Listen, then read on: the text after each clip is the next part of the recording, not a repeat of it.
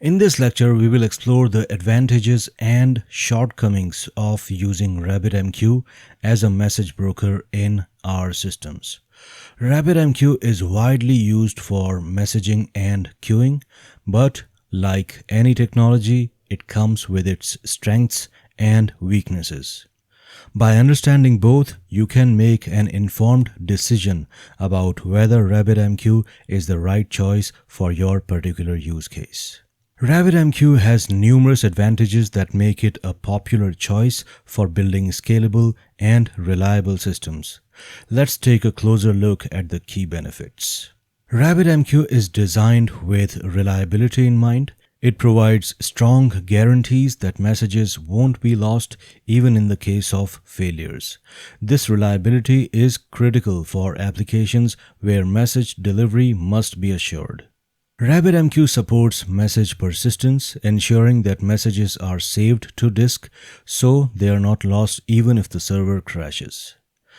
Consumers can acknowledge the receipt and processing of messages, allowing RabbitMQ to track whether a message has been successfully consumed or if it needs to be redelivered. Messages that cannot be processed due to errors, timeouts, or any other reason can be rerouted to a dead letter queue for inspection.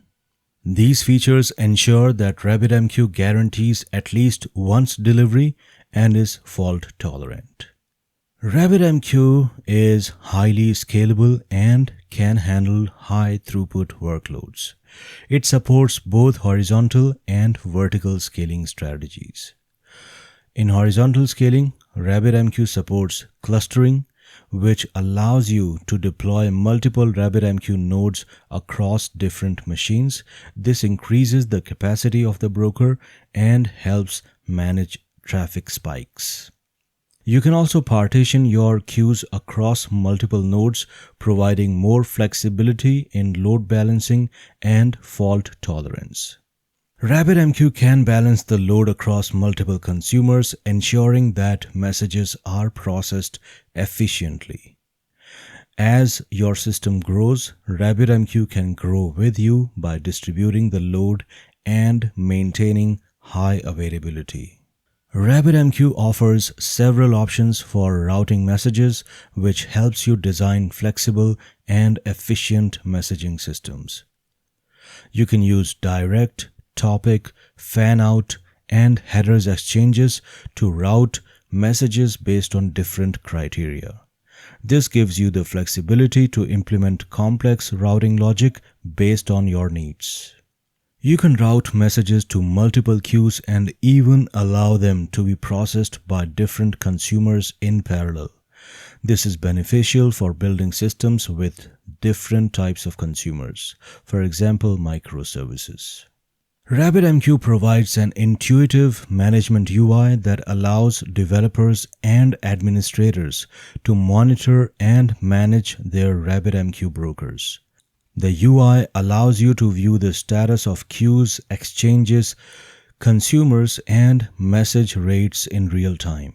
You can trace individual messages, view their lifecycle, and debug any issues related to message processing. The UI also includes tools for managing users, permissions, and configurations.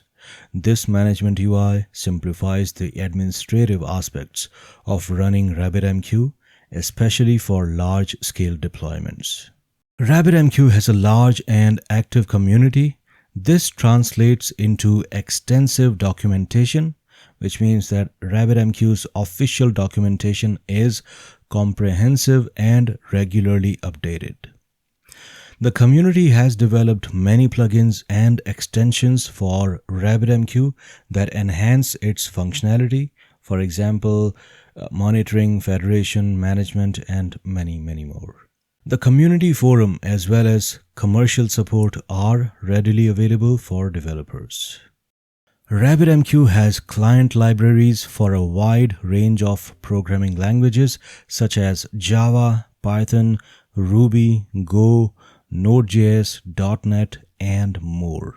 This broad language support makes it easy to integrate RabbitMQ into applications across different tech stacks.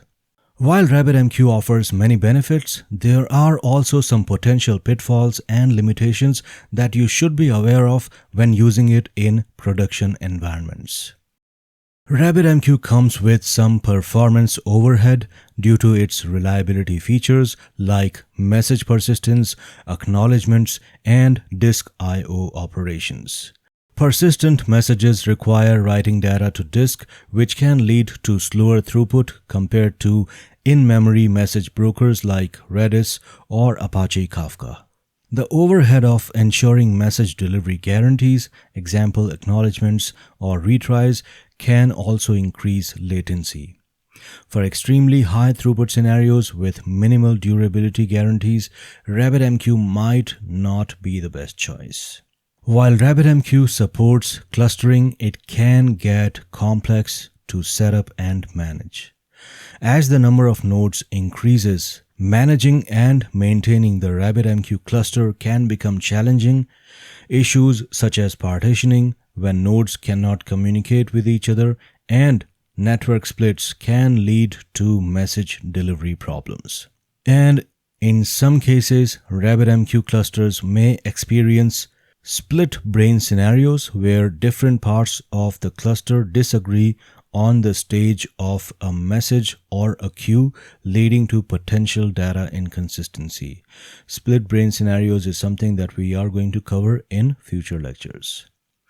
So ensuring high availability in a clustered RabbitMQ setup requires careful planning and monitoring, especially in large-scale deployments.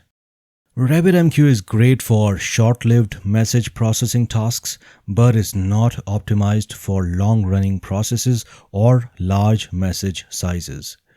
RabbitMQ is not designed to handle extremely large messages.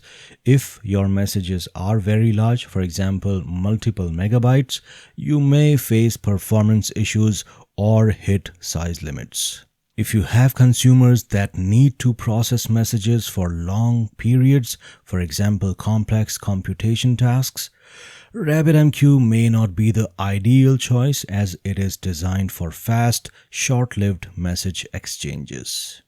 Although RabbitMQ is scalable, it has its limits when it comes to high throughput use cases. RabbitMQ might not be able to handle the same level of throughput as Kafka in high-volume streaming scenarios. Kafka is optimized for handling massive streams of data across distributed systems.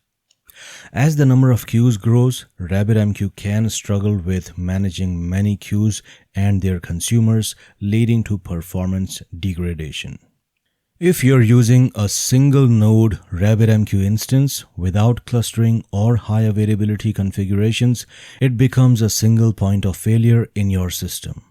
If the RabbitMQ server goes down, all messaging stops until the issue is resolved. While clustering can provide high availability, as mentioned earlier, managing a highly available cluster can be complex and requires extra configuration. RabbitMQ is not optimized for stream processing or log-based messaging scenarios. It lacks some advanced features found in stream processing systems like Kafka, such as log compaction. Kafka allows for compacting logs and storing only the latest version of a message, which can be useful for stream processing and event sourcing architectures. RabbitMQ does not support native message replay mechanisms. If you want to replay messages, you'll need to implement this yourself or use a system like Kafka that supports it out of the box. In conclusion, RabbitMQ has a strong set of features that make it a reliable, scalable, and flexible message broker, but it also has its limitations. When choosing RabbitMQ for your system, weigh these advantages and pitfalls carefully and assess whether its features align with your needs.